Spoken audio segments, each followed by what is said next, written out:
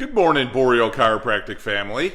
Hopefully you guys are having a great day. I'll tell you, before I get into my quick story here, look at that. What a gorgeous day. Oh, in central New York. I'll tell you, nobody enjoys and appreciates sunshine more than us, right? Just gorgeous. It was so great to drive in and see some sunshine driving in, and it was nice coming in the office. I love coming in here first, and it's quiet, nobody's here, and you get some work done. I just love that. Get a great workout and get my head in a great place. I just love that. So that's what I wanted to share with you today, and that is, are you creating more life every day, or are you creating more disease? And sometimes it seems like a cliche, and it's like one of those easy questions or easy things to say. But, think about this. If you're a person and you were around a lot of stress, right? We hear that. And if you're a person that eats lousy and you're a person that makes choices where they're not very active, I think for you to look back on that person from somebody else, let's say, and you're observing that person, it's really clear for you to go, geez, what are you doing? Why are you making those choices, right? It's very easy to be objective. But when we're that person and we're, if you will, in the fish tank, it's very difficult for us to see ourselves objectively. It's very difficult for all of us to look outside ourselves to see the choices that we're making. So that's why I'm a big fan of journaling. I'm a big fan of writing things down, what you're doing, also what you want to do, where you're going. Are you writing down things of what you're trying to achieve? Are you writing? And they're little things. It doesn't have to be, I want to be, Elon Musk, a billionaire. But you could certainly say, geez, I'd like to be healthier. I'd like to be happier, and write what that is, and what that definition is to you. I could also write down some things where I want to do certain things. Hey, I want to go on a trip. I want to go for a hike. I want to take my dog for a walk more frequently. I want to go to more events, whatever that is. When you write those things down, what happens is the decisions that you're not even aware of every single day, those little teeny weeny decisions, they literally start to change. So the decision of what time you get out of bed, what you're going to wear, what you're going to get when you go to the store as far as sneakers or something more athletic, more comfortable, that's going to change a little bit versus not buying that stuff because you didn't write it down. You don't have a goal. That subconscious part of your brain isn't trying to go anywhere. So when I ask you the question like, hey, are you looking to have more life? The question is, are you designing your day to have more life? Are you leveraging your day? Richard Branson, I remember sitting there watching him at an event when I went to see him, and he was fantastic. And he said, and it was one of those moments where you're sitting in there and somebody says something, and you probably heard it a million times, but all of a sudden it hits you like a lightning bolt. And he said, I've got the same 24 hours a day that everybody else does. And it was like, wow, you know what? Yeah. For some reason, I think he's operating on a different schedule, a different clock, a different calendar than the rest of us. So as a result, he's able to do more, get more done. But in reality, he's designed his day, he's designed his life to get more leverage, as he defined it. I can leverage the day. So when I walked away from that message, that speech by Richard Branson, it really made me think wow, am I leveraging my day? And as a doctor, as a chiropractor who's always trying to lead people, you start off, I think, when you get out of school, and you're like, well, I want to tell people about this and I want to tell people about that in order to get them better. But you realize that telling them isn't the answer. What really is the answer is trying to lead people. I think most people know that making bad decisions in their eating or creating bad habits in their eating isn't good for you, right? I think most people know that, but I think it's not the information. I think it's really the inspiration. People need to be inspired. They need to be led. And you learn that as you get a little gray in your hair and practice over almost 30 years. So you come to the office now and I'm like, okay, how can I communicate? How can I inspire? How can I lead people to take better care of themselves, to have better choices? So that's, in closing, that's what I want to share with you guys. First thing I would do is I would write down when you get a chance, write down on a sheet of paper, hi Donna, write down on a sheet of paper some things that you want to do that will improve your health. And don't start with what you need to stop doing, and don't start with anything that you want to take away, because it's really difficult for us to take things away. But if I start with the idea that, hey, listen, I'm going to write down some things that I can add to my life to create a better life, to create better health, to improve my quality of the day, so that Richard Branson taught us, so that I can leverage my day to be better, right? So what are a couple of things? Maybe I'm going to get up and I'm, rather than the first thing is to watch the news or to read a news feed, maybe my answer is I'm still going to go to something, but I'm going to read something positive. I'm going to look at something positive. I'm going to write a few things down that are really positive. Like I always say, write down gratitude. So those are the first places that I would hang my hat. Right? Hey, what are a couple of things I can do to improve my health? I don't care if you're having a cigarette and a donut in the morning. I really don't at this point. But you know what? What can I add to my morning that's going to make me healthier? Maybe a banana, right? Maybe a bowl of oatmeal. Maybe something that's really organic and healthy that makes me feel good, right? Just mentally makes me feel good. Right? What are a few things movement-wise that I can do that are going to improve? Some people are really disabled and they can't do a lot, but you know what?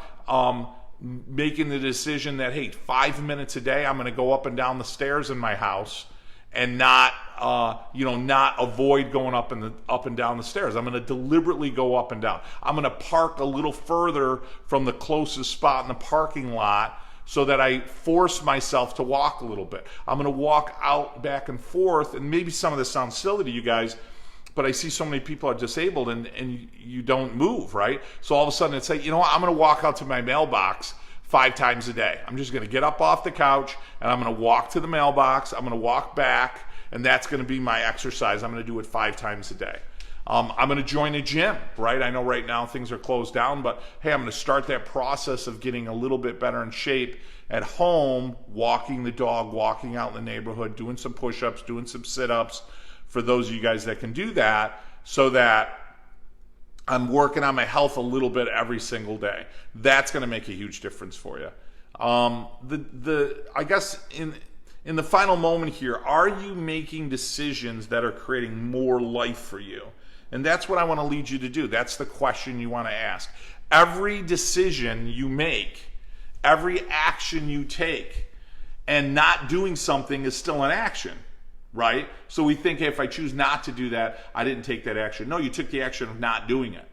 And it's kind of crazy when we think about that. They always say there's no such thing as being neutral on a moving train, right? So if I'm not deciding to do something, that's still a decision not to do it. So the question is, and this is where I guess I would ask you to ask yourself and lead you, am I making better decisions? Or how can I make better decisions? Or what would those decisions be so that I can create more life? I'm a big fan of writing down a big goal. Like, oh, I can't wait to go somewhere. Let's say Italy. I love to go to Italy, right? Or I love to go to Florida or whatever. Where can I go? And I understand right now we're still in some lockdowns, but hey, where am I going to go in 6 months or a year from now, right? And then when I write that down, boy, it gives me a little spark every day, something to look forward to. Who can I call today? Who can I surround myself with? Boy, if I surround myself with a bunch of people sitting on the couch, you know what? I'm probably going to be sitting on the couch for a long time. But if I surround myself with people, even on Zoom right now, that are working out. My girlfriend this morning, she was on a Zoom call and they were all working out. So I could get on a Zoom call and work out. I could surround myself with people on phone calls. I could surround myself with people on Facebook Lives and such that are inspirational, that are uplifting, that are happy, that are looking forward to a great day. Those are the people that I want to surround myself with.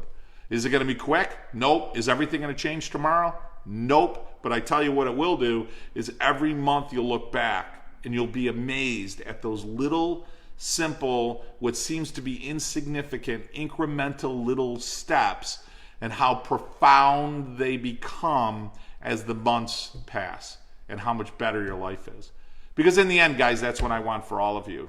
I don't have an ulterior motive. I have some people come into my office and they don't follow my recommendations, or certainly, and and I look at that sometimes and I'm like, geez, why did you call? Why did you come in? Didn't you want to be healthier? And sometimes I think, I don't know, I think there's this cynical mindset that a lot of the public has towards anything that maybe doesn't meet with them or agree with them. But I think in the end, I don't have an ulterior motive. I got one motive, that's for you to be healthier, right?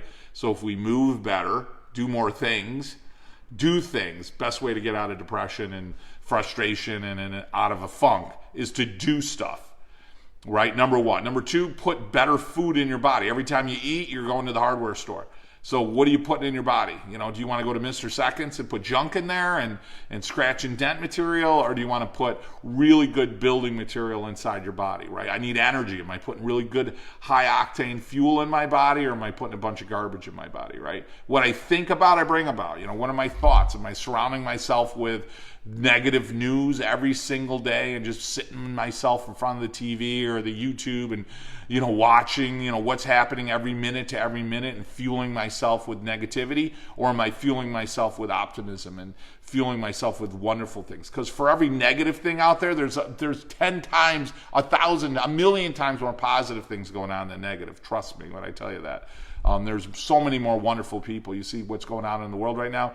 Let me tell you, with 6 billion people, even if you had 1 million people acting like crazies right now, you've got billions of people that aren't.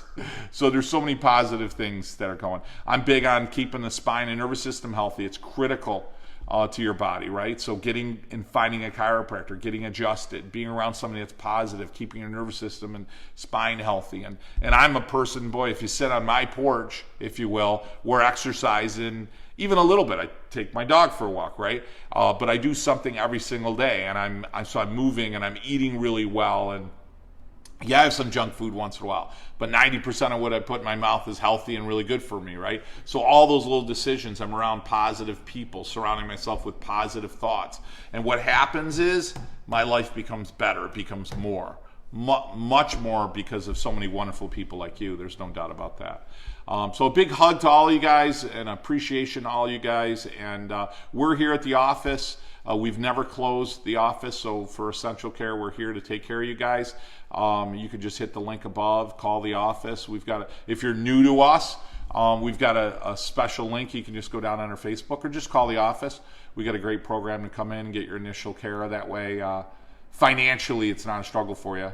Sometimes it's a little costly to come in, and we've tried to eliminate that for you and your family for sure.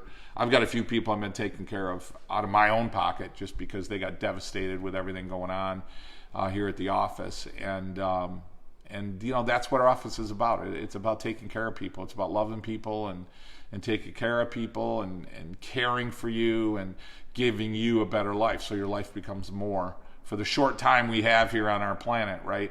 We certainly want you to have the best quality and the best experience and the most amount of love. So big hug, a lot of love, a lot of appreciation. Hey, if you're looking for a doc, somebody that resonates with you that maybe isn't local for you, by all means reach out to me. Let me know. I'll try to find somebody in your area as best as I can. But in the meantime, try to have a great day. Big hug, love, and appreciate all you guys, and hopefully you'll give us a call. We'll love to take care of you here in the office, okay? Have a great, beautiful, healthy day Monday that is increasing your life quality, no doubt about it. Maybe take some of the tips I shared with you today.